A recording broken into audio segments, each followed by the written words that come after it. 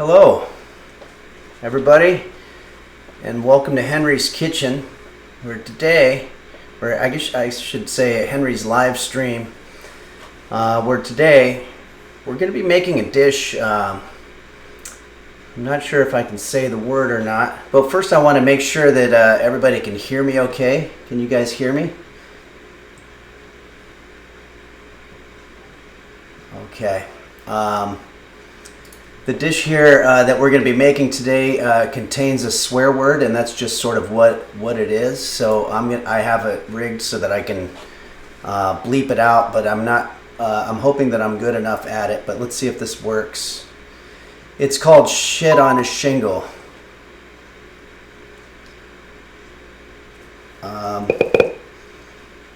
So the dish is called shit on a shingle, and sorry if that wasn't really good, but I'm going to tell you a little bit about it.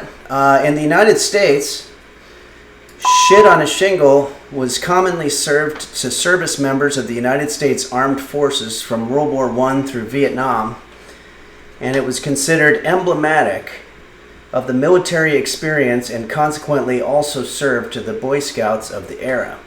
Now, there's different theories as to why they call it shit on a shingle.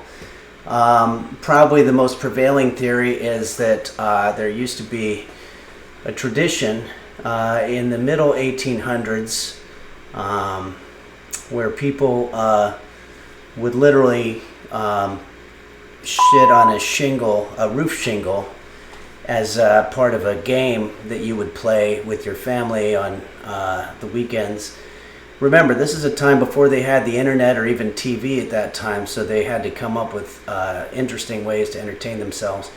There's also one theory that it comes from a man who was working on the roof, and a bird came over and shat on a shingle, and he slipped, and it's not a pleasant story. Had to go to the hospital, but did survive. So, without further ado, well, maybe I'll start out by answering any questions that you might have about shit on a shingle. Oh, a shingle. It's a piece of a rooftop that is flat but bigger on one side, so you can lay them. And you generally would lay them in a configuration like this so that the rain falls off. So if you look at your roof, wherever you are, chances are you'll see uncountable amounts of numbers of shingles. There's also a disease called shingles, and there's a potato chip called Pringles, but that doesn't have anything to do with this. Someone's asked if I've ever pooped on a roof. One time, yes. I was in high school, and I was, of course, trying to look my best, and I was trying to get a little bit more of a suntan look, so I went to my roof. And when I was climbing up on the roof, I kicked the ladder so that I couldn't get down, and I had to stay there all day until... because this is before cell phones, so I just kind of had to wave at the neighbors. And at one point, I really had to go to the bathroom. So I guess you could say I literally shat on a shingle. Not a story I'm proud of course. But anyway, someone asked what I do for fun. Well, I like outdoor activities like trying to get a suntan on your roof, and I like to cook. Oh, okay. Yeah, that's the neighbor's kid, I guess. Sometimes I get mixed up between the neighbor's kid and my my cat roast beef because they have very similar sounds. Oh, hold on. I want to make sure that I'm using my wired connection. This might interrupt things for a second. Hold on.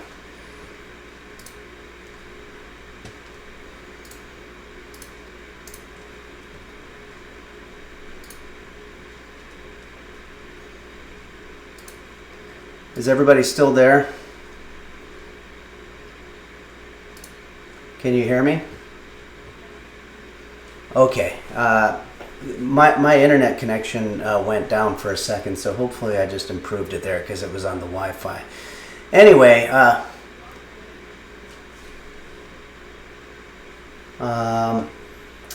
somebody said, okay. Okay. So I'm going to go ahead and get started. Enough of my yapping.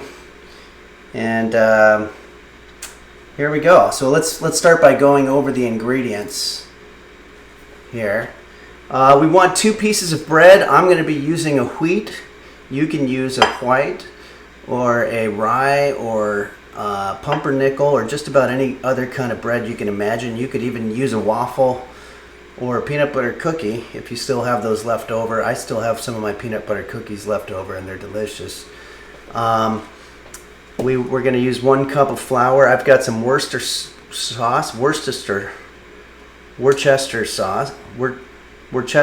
sauce, and I've got some butter. I've got my measuring cups, which we've gone over this, but they're not very accurate, but we're going to do the best we can. And also, I seem to be missing my 1/4 cup, but I have my 1/3 cup and my 1 cup. It might make the math a little difficult at times, but I've got my Alexa here. Alexa, what's 1/3 of 1 cup of mushrooms? Here's what I found. 1 US cup of mushrooms weighs about 160 grams. Was that helpful? No. Okay. Thanks for your feedback. Okay, so we're going to perfect that system there. This is the most important thing, and I've got some canned beef here. Generally, in the military, the U.S. military, during the times that shit on a shingle reigned, they would use something called chipped beef, which is very dry and very salty. I don't know if this is going to be much different, but it's canned beef. It's roast beef, and it's got its own gravy in there, but we're going to try to downplay the gravy in this because we're going to make our own gravy, as you're going to see. I'm also going to use some milk, regular 2% milk, and with all that, oh, and some seasonings. We're going to do a little bit of pepper, a little bit of salt, if I can find them.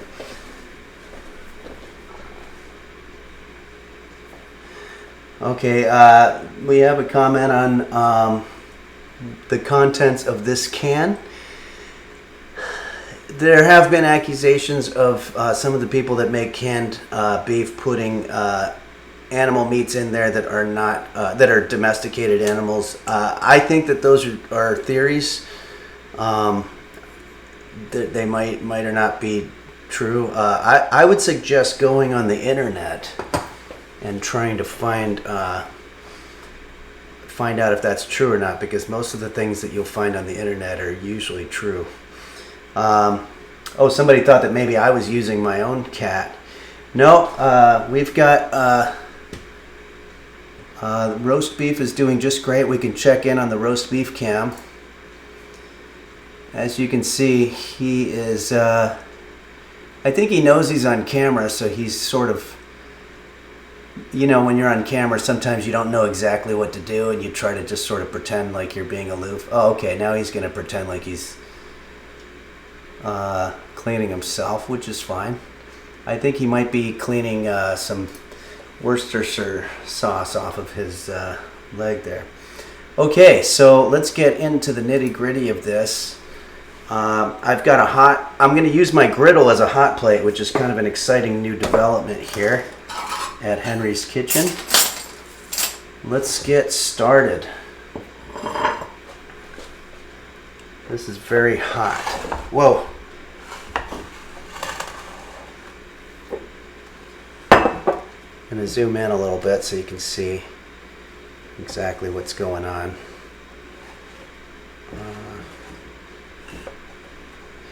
Okay, so I'm going to grab my directions here. So in order to make Shit on a shingle. I might just start calling it SOS because it's a little bit too difficult to try to nail the timing of that sensor. We're going to start by adding some butter to our skillet here. So I've got my butter. We're going to do 2 tablespoons worth. As you can see, they give you a nice little chart which shows you how much butter you're putting in there. But I'm just going to do it the old-fashioned way. We're just going to get 2 tablespoons. We've got 1 here.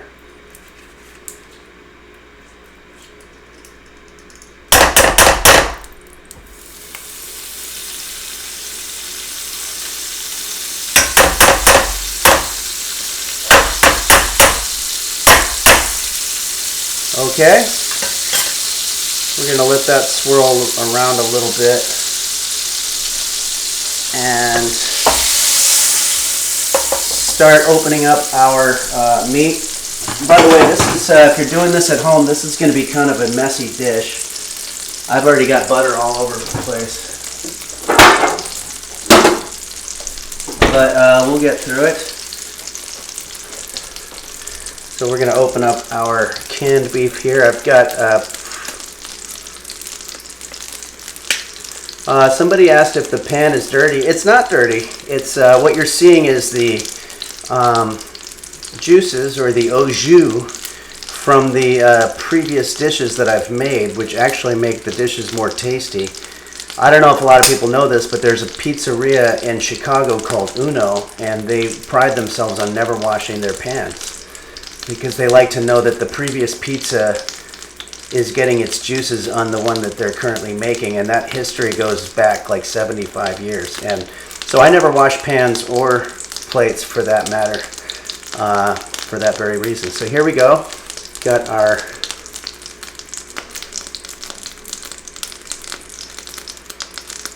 someone asked if you can use tuna. I suppose you could. You're not going to get nearly the same kind of... Boy, this thing is really splashing up on me right now. I'm going to have to turn the heat down a little bit, I guess. Damn. If you're doing this at home, maybe try to wear a parka or something to keep you from getting that splashback situation. Okay. So... here, I'm going to zoom out a little bit so that you can see what's happening.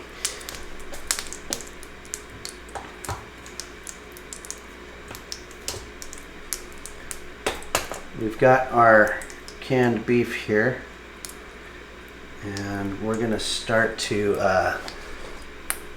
just pour it into our skillet, being careful, of course, not to get minimal splashback. Damn.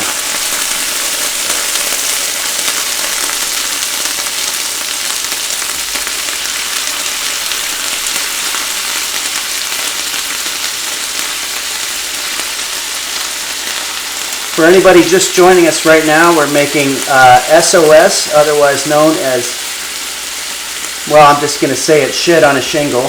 I try not to use foul language if it's unnecessary, but this is one of those times when it's necessary. Okay, so this is our canned beef, which we have going. If you're at home and you're using a different kind of beef, or somebody asked if you could use tuna, that's certainly fine. This goes without saying, but make sure that you're not getting pet food, because a lot of pet foods do come in cans, and sometimes they're in similar parts of the supermarket or the grocery store. So that's a very common mistake there. I'm going to grab a spatula here, and we're just going to kind of stir this up a little bit. And we are getting ready for our next ingredient, which is going to be 1/4 cup of flour. And then we're going to cook that for 2 minutes. So it's time to add our flour. Let's do it. And it said 1/4 of a cup. That's exactly the one that I'm missing, unfortunately. So that's where our device is going to come in handy. Alexa, how much is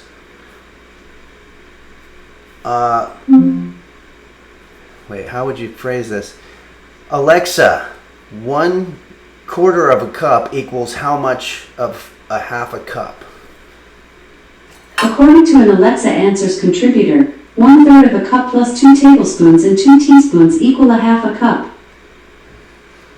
Okay, so we're going to use basically half of this for our flour. And just a little background about this particular dish. The reason that it became so popular in the military and also among veterans is you can make massive amounts of food and get massive amounts of nutrients for a very low cost. There's even stories of sometimes military chefs being able to serve up to 60 people on one box of flour. And so that's part of the appeal here. We're just going to go ahead and stir this up, maybe answer a couple questions. I had a question about whether or not I've ever done any catering, and the answer is yes, absolutely. I have a neighbor who asked me what I did for a living, and I told them that I was a chef, and they said that's great because we need someone to prepare food for our son's bar mitzvah. And so I gladly took on the role, and they asked me to pay. They asked if they could pay, and I said, no, absolutely not. You're my neighbor, and let's not get money involved. So I went there and I made my chutney cheese weenie bites, which is one of my better dishes. And it wound up going poorly because they didn't like it, and then they started complaining about it. And I said, well, listen, you're getting this for free, so you can't really complain. Somebody asked if the heat is on. Yes, it is. I had turned it down because it was getting a little out of control, but it is indeed on.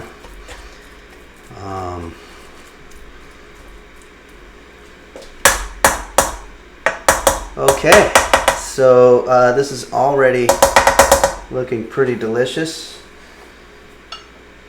It's time to get into our next ingredient here, which is going to be our 1/2 of a cup of milk. I do have a half cup. Somebody asked for a life lesson. Well, I would say, at the risk of sounding cliche, I'm going to put a little bit more. Follow your dreams, and don't let anybody tell you that something is too dangerous to do. If there's a rock that nobody's ever climbed before because it's unsafe, be that person who climbs it and just hope that it works out. And it does most of the time. I think I could probably do better if I wasn't so on the spot, but I'm also a little bit concentrating on this. Should be getting a little hotter here. We've got 1/2 a cup of skim milk in our dish so far. And if you're doing this at home, I'd love to know how it's going for you. There's going to be quite a bit of cooking involved here because we want to wait for all of that milk to get dissolved. So maybe this would be a good time for me to not only answer your questions, but for one of my favorite parts of the day, and that's to take a little time and just play a little bit of the Henry's Kitchen game here.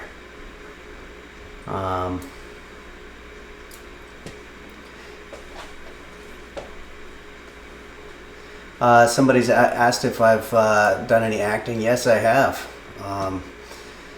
There's been people that have been cooking along with me on the Henry's Kitchen YouTube channel, and they've asked me to act in their various things, and I'm very happy about that. It's, what's the term? Somebody asked about condensed milk. Condensed milk is tastier. I'm trying to make this as bare bones as possible. I'm trying to recreate the situation that you would have if you were feeding a 60-person army.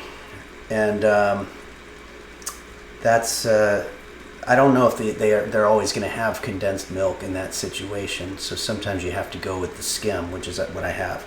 And this is cooking up very nicely. I'm going to start playing the game, and feel free to ask me any questions. I will say, oh geez, this always happens. I have to, someone asked if you can use soy. No, you have to use some kind of dairy milk in this situation. Otherwise, you're just not going to get that same texture. Soy milk, almond milk. You could try it, and if you try it and it works out for you, then great. But I Great. I guess you could say I'm a little more wary of using the newfangled types of milk for this dish, since it's such an old dish. I'm going to turn that down a little bit. Awesome. Woohoo! Oh yeah, so the kitchen that you're seeing here is the kitchen that I had 10 years ago. That building was demolished, unfortunately, and I don't know why. It was a very funky 1920s building that I was cooking all my food out of, and it's where Henry's Kitchen started. And it Awesome. Great. it was it failed a lot of inspections, and when they found out that I was cooking there, I got in a little bit of trouble with the city, and eventually they condemned the building, so it no longer exists. Fortunately, I was able to find a place, and the kitchen is nicer, but it doesn't have that warmth that the old place had. But change is something that in our lives we have to be able to accept.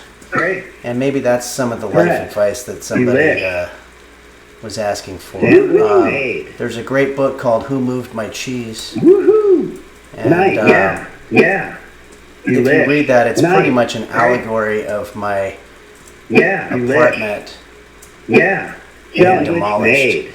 Okay, so just a little bit about what's happening here in the game. I'm trying to gather up peanut butter, bread, and jelly so I can make sandwiches. Once you get all three of those ingredients, you can see above I have 15 sandwiches. And on the top right, you can see your status in terms of which ingredient you have more of. Peanut butter. And it looks like I'm pretty short on jelly, so I'm going to start prioritizing jelly in my endeavors. It starts to get hard right at about the 2-minute mark here. Once I hit 30 sandwiches, it's going to give me a free life. In terms of some of the high scores, someone named Shebaz has 98, which to me is just unbelievable, unfathomable. Other honorary mentions, Bumblevision always does really well. And there was another one, Cherry something. We'll see at the end. But I'm real close to getting a freebie. If you have any questions about the game, as a matter of fact, I'm not sure if our the awesome moderators have given you the link, but that would be a cool thing to do in case you want to play it at home. If somebody can get to 100, then I don't know. That's going to be a pretty impressive thing. I'm already blown away that Shebaz got 98. Too much cherry, I think, is the one who's got. Let's see.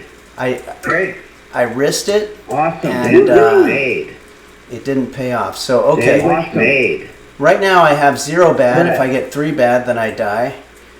I have 40 jellies I'm pretty even on ingredients. So Sandwich made. wow, look at all that jelly. Great. Nice. Sometimes Sandwich what I made. like about the game is Great. that you'll be way behind on one ingredient and you feel like it's rigged against you. But all of a sudden out of the sky will fall Yeah. every thing that you ever wanted. Made. And it gets you up to the top level. And that's the way life is a lot of times. I guess this is sort of a lesson. And if you're wondering about the fancy graphics and stuff, that's my friend Mark Cohen, who made this game just out of the goodness of his heart.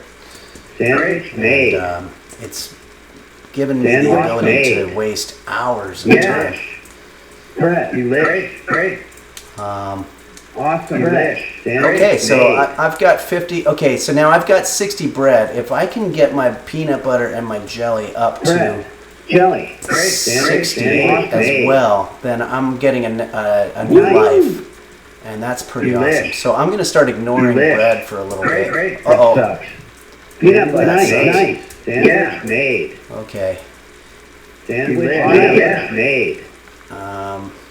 Jelly. Great.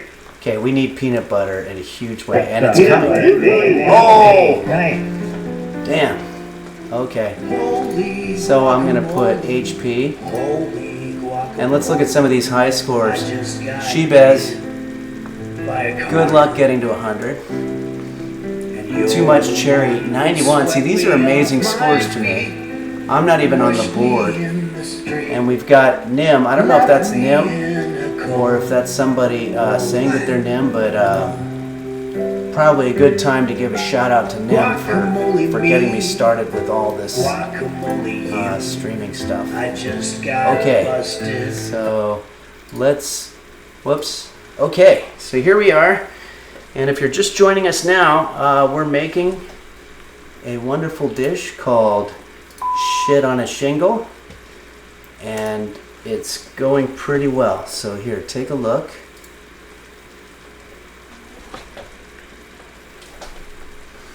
What we've done so far is we've got our skittle going. I filled it up with butter so that it wouldn't stick too much, and also the fat is an important part of the nutrition of this dish. Then I poured on our canned beef, followed by half a cup of milk and some flour. And now we're getting ready to do some of our seasoning here. So here we go. It says it wants some Worcestershire sauce, but it doesn't say how much Worcestershire sauce, so I'm just going to go ahead and fill up the cap. That's usually what you want to do. If you ever get to a point where it doesn't say how much, then they're asking for a cap full. And that's going to flavor up your situation. I can already smell that. And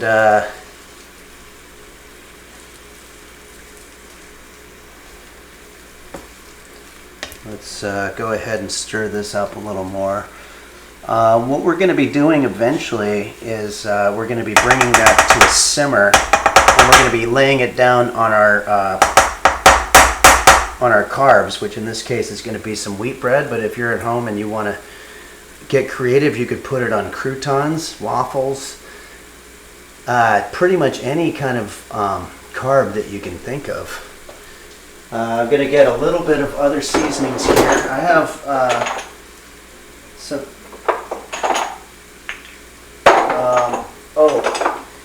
very good question. Somebody asked if the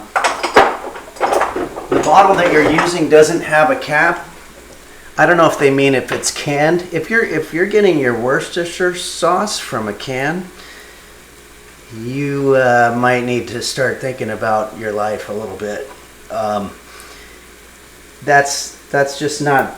I'm not saying that you have to spend a lot of money on ingredients, but you should usually be able to find non-canned sauces. So just look a little harder and you should be able to find that. Okay, well this is looking delicious. I'm going to start adding a little bit of spices. I'm going to put some cumin. as well as some stoked paprika. This is going to be really a nice delicacy. And when we eat it, we're going to get nostalgic for when we were little kids and we used to play on the roof. And okay, here we go. Someone asked if you can replace cumin with horseradish. I believe that would work. They're both savory items, and they're both going to have that sort of, they're going to give a little bit of a bite to it. Okay, so I'm going to let this simmer before we bring it to our bed, or to our bread. For those of us just joining us, we are making a dish called shit on a shingle, which is a U.S. military dish that's very low in cost but very high in fat and other types of nutrients like carbohydrates. And it can feed a lot of people, up to 60 people on one box of flour. And anyway, I'm going to let that simmer for a little bit, but maybe this would be a good time to do a song. Give me 1 second and I'll grab my guitar. There actually is a traditional song about the dish that we're making, shit on a shingle. It's too fast though, so I'm not going to be able to bleep out the word. So I'm going to apologize ahead of time if there's any kids out there. This will use the S word. It's a traditional song that they used to sing back in the days of when this was a popular dish. Don't look now, shit on a shingle, everybody run for the western side. Don't look now, shit on a shingle, everybody's drinking turpentine. Don't look now, shit on a shingle, everybody run for the woods. Someone's shitting on a shingle and it isn't looking good. So people would dance, you know, it'd be a big square dancing number. Don't look now, shit on a shingle, everybody run for the western side. Don't look now, shit on a shingle, everybody's drinking turpentine. Don't look now, shit on a shingle, everybody run for the woods. When someone's shitting on a shingle, it's never very good. So there's that, and maybe while I'm here, and we're taking little trips down memory lane, why don't I do a song that I wrote about growing up.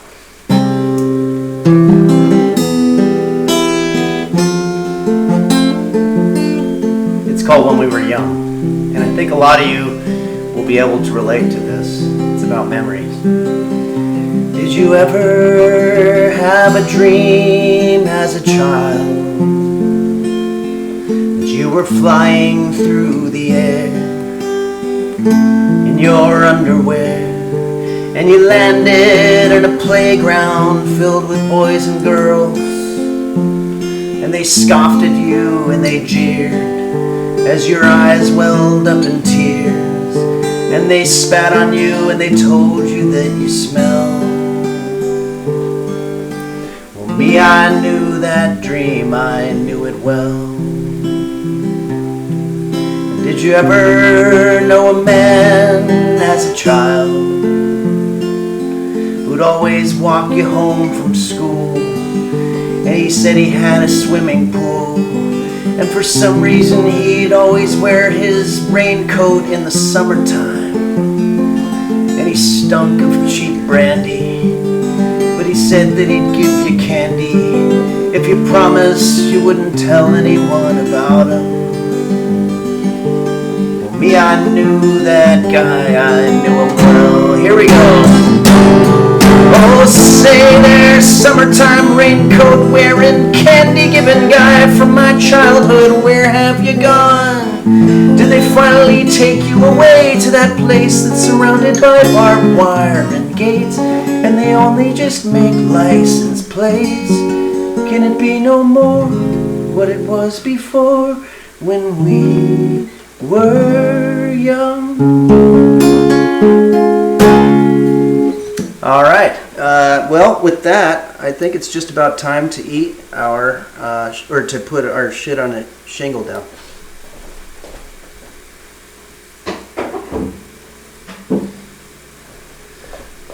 Okay. Also, I'd like to take this opportunity to say some special shout outs. Hold on, I'm dealing with a little bit of a technical thing here. Okay. I want to do some special thank yous because I've had a wonderful outpouring of support for my streaming show here. I want to thank moderators in no particular order: Dingo Bop, Fawcan, Dom Beef, Hottest Bear, Dude Dingle, Doug Augie, Dr. Flanges, and also some very nice people who have offered and maybe will need them as well: Bacchus, Daisy Blossom, Melon 95, Pils K-Man, and I always want to give a shout out to Nim for getting me started, and also Bumble Vision, the LGX, my friend Bill Larkin, who is an amazing piano player that is a stream that I watch a lot.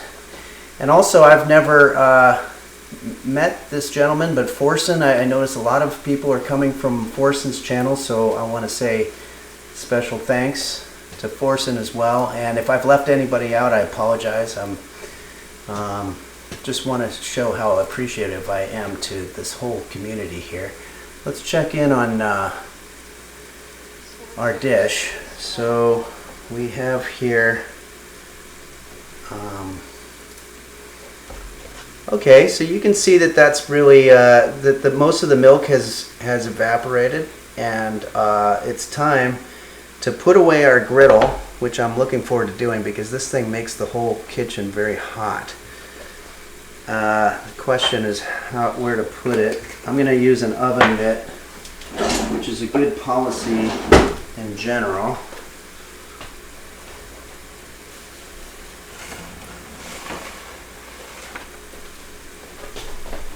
I'm going to let that cool down.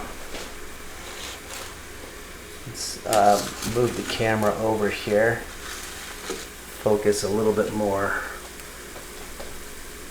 on our bread situation.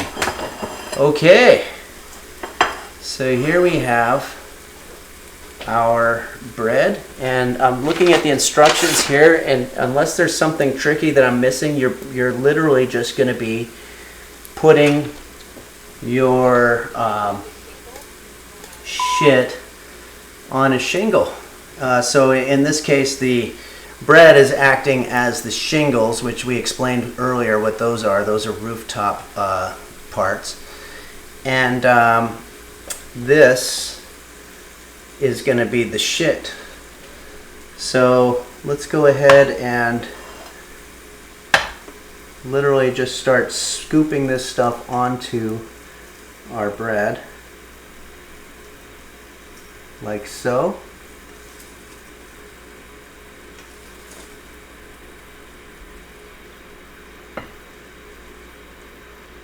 And a lot of people ask whether or not this is a breakfast item or more of a dinner or a lunch, or if it's simply just a snack or even a dessert item.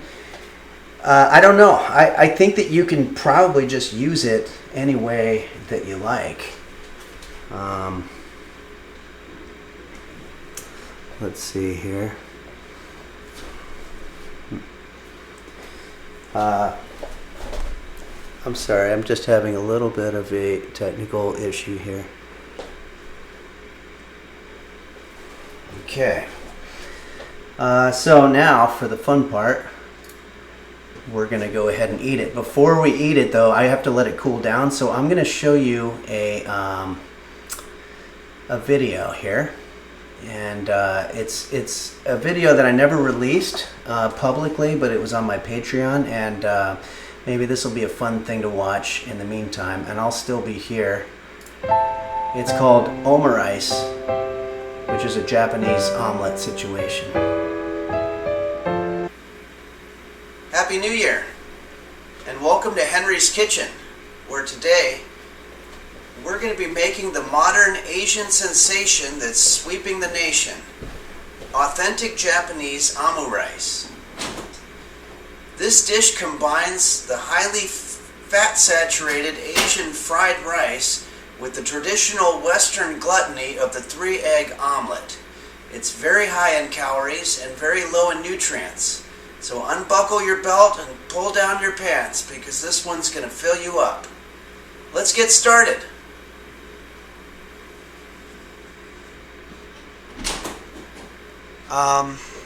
Normally I'm not a fan of imitation meat, but for this video I'll be using something called nugs, simulated chicken product, along with 1 onion, 2 eggs, 1 cup mushrooms, 2 cups day-old rice, 2 tablespoons liquid fluid, 8 tablespoons ketchup, and salt and pepper to taste. Start by heating up our nugs. We'll put these in the oven for 20 minutes at 350 degrees F. And mince the onion. You want to keep cutting until it's down to fine pieces. You know, there's an old saying that says that it's better to give than to receive. And that's because when you give, you feel like you're superior to others. And that feeling is the best gift you can get. Alright, now it's time to take our wok. We're going to add 1 tablespoon of this. And then put our onions in there. Let those simmer a little bit. Maybe it's time to check our nugs. Okay, these are looking just about ready. So the oil in here is really hot, so I like to throw our chicken in there from about 1 foot away so that it doesn't pop on your hands. Keep it a safe distance. Now let's add in our mushrooms. This is going to be our filling. Now for the ketchup. I got these ketchups from Habit Burger, but you can get it from pretty much any crappy fast food restaurant. Also, one of my ketchups is actually a Del Taco hot sauce packet, but I think it'll be fine. Maybe it'll even give it a nice little kick. Add the rice. This rice is several days old. Stir it up a little bit. Okay, so now we're just going to transfer our filling onto a plate and set it aside for a bit. We're going to need our filling to cool down a little bit. This is a good time to start prepping our egg mixture. We're going to crack 3 eggs into our mixing bowl here. And this is going to turn... shit. It's fine. Cracking eggs is really one of the hardest things you're going to have to do in the kitchen. Beat it up a little bit. And what I'm going to do is I'm just going to grab a little bit of this egg that we left behind here and scoop it into the bowl. Got a little bit of shell in there. Whatever. Now let's get back to our wok. We're just going to pour the egg mixture onto it. And then we're going to add our filling to it. Like so. This looks a little bit like shit on a shingle. Now this part's really tricky. You just want to very delicately pull the side of the egg over your filling. This is the hard part. But the tricky part is trying to get it over the whole thing without breaking it.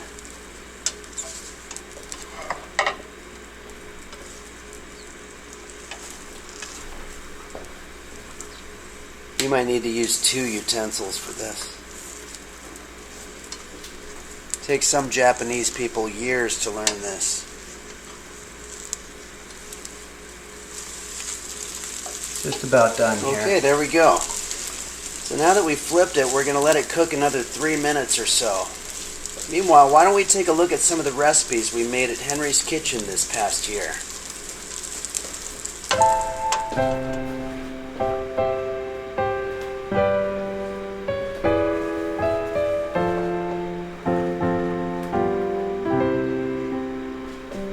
Should all acquaintance be?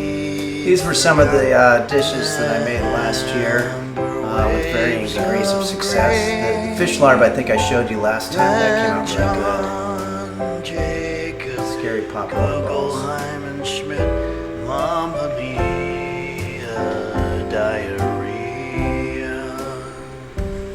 Okay, so to plate it, we're just going to put it on a plate,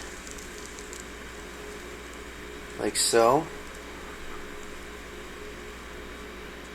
So the Japanese restaurants like to take the ketchup and draw a little. You can use any kind of ketchup for this part. The only important part is you want to make sure the face comes out. And there you have the modern Asian fusion sensation, Japanese omurice.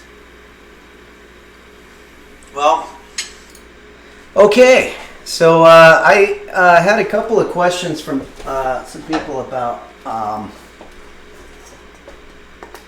the pan here, which, as you can see, is pretty well worn. If you are interested in cleaning this is stainless steel, so what that means is that you can use a cleaning utensil of some sort and some cleaning detergent and scrub it, and then that way it'll start getting cleaner. I will say, as I mentioned before, the pizzeria in Chicago that never washes any of their pans is called Uno, and you can fact check that. It was on the internet, so it must have some kind of validity to it. They never wash their pans, and they say that they like the fact that the previous food's juices get on the new juices. And once I heard that theory, not only I was like, well, that's going to start making all my dishes have a very unique flavor to them, but also I don't have to do a lot of cleanup. So here we go. Let's get a good look at our dish here. Here it is in all of its glory.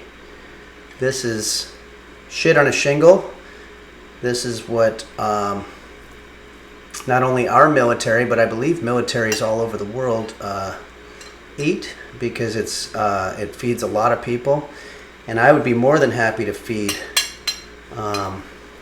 people, multiple people with this dish, because I like to give back. And you're going to want a napkin or a bib for this, because it's going to be messy. But here we go.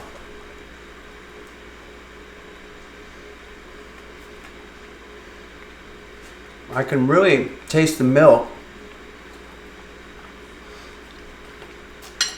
It's very salty. And I just remembered that when you use canned meat, you're supposed to soak it for about 10 minutes to get the salt off. And I kind of fucked that up, so, oh, sorry.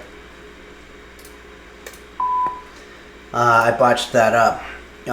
So make sure that if you're making this dish at home, you start by soaking your meat so it's not so salty. But I will say the bread is really good. And let's see about some of this other stuff. The milk flavor is really happening for sure.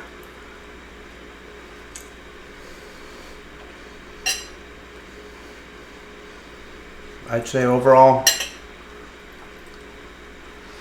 this is another success here at Henry's Kitchen. It's another dish that came out very good. And if you make it at home,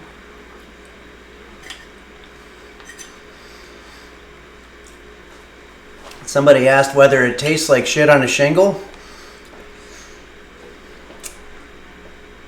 I would say it definitely tastes like shit. On a shingle, sure. If I were to rate this dish from on a 1, oh no, I'm sorry, I got a little comfortable there. This dish definitely tastes like shit on a shingle. Alright, so this is more bread here, which I think is sort of my favorite part.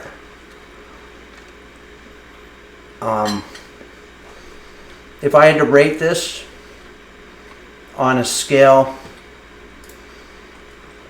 I'd probably say this is about a 5 stars out of 100 in terms of how delicious it is. I would definitely say my peanut butter cookies came out better, but let's see if I can answer any more questions from anybody out there. If you're making this at home, I'd like to see what you did with it. I'm pretty active on Twitter as Henlips on Twitter, so if you ever have pictures of the food that you're making, you can always send it to me there. Pretty much most of my free time is spent either looking at Twitter or on the Henry's Kitchen game. Those are the 2 ways that I spend my time. I think someone asked that earlier.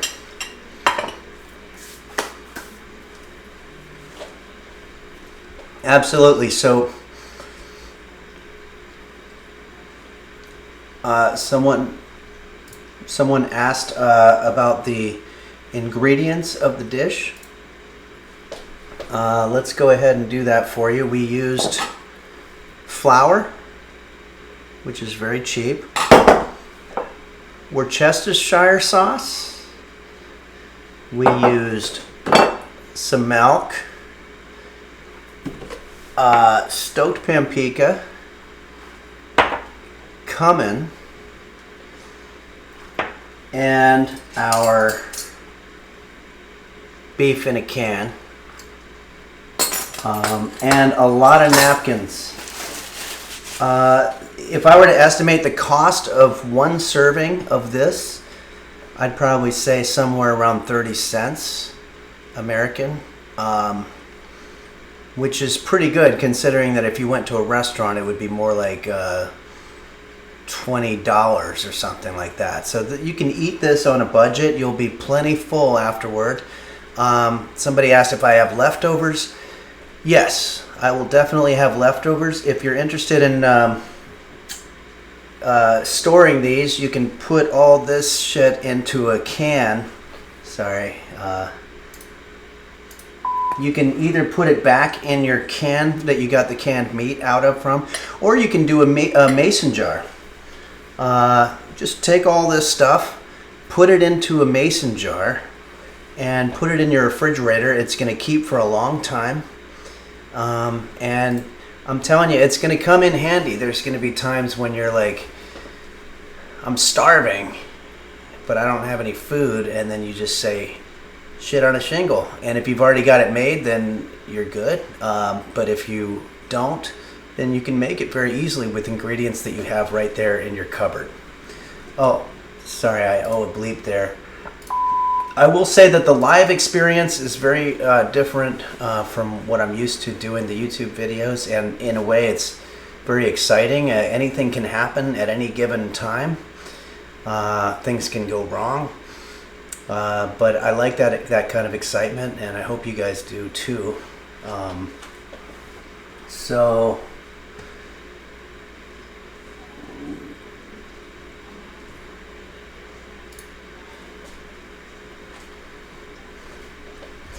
okay, so there's a question about, I will say that I usually think for a couple days before I know exactly what I'm going to be making. But I want to get better at that, because I would like it if you guys could be making these at home. So there's been a couple of things. One user, Bakus, said that monkey bread would be a good thing, and I think that sounds like a good idea, so I might investigate that. I definitely want to do it at some point. I don't know what it is even, so we'll do that. And but I'll announce it the day before. It'll be on the schedule. for the Twitch stream. So, well, without further, we have some people that want to see roast beef. Yeah, let me see if I can. I think he's probably sleeping at the moment, but here, you'll be able to look at that for a second. And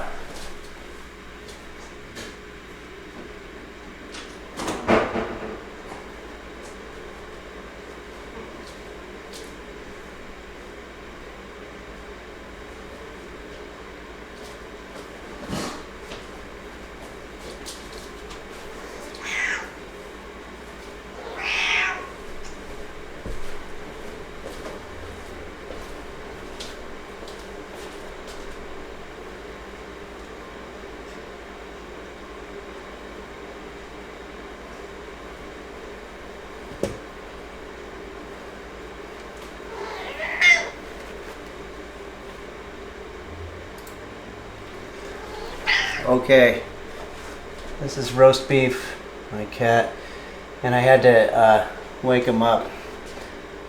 So I hope that was worth it. All right.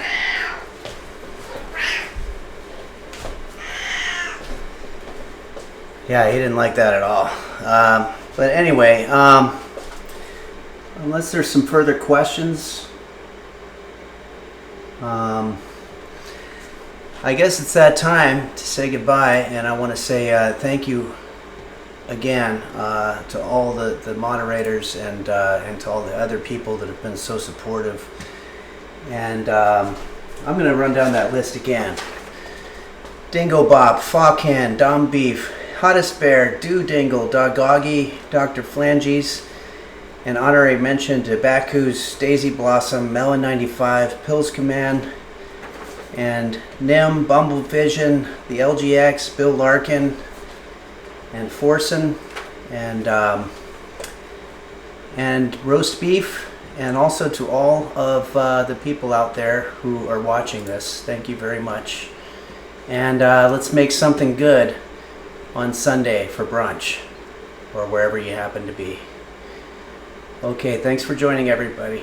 The whole streaming schedule is listed on the schedule area, so it'll be Sunday at 12 p.m.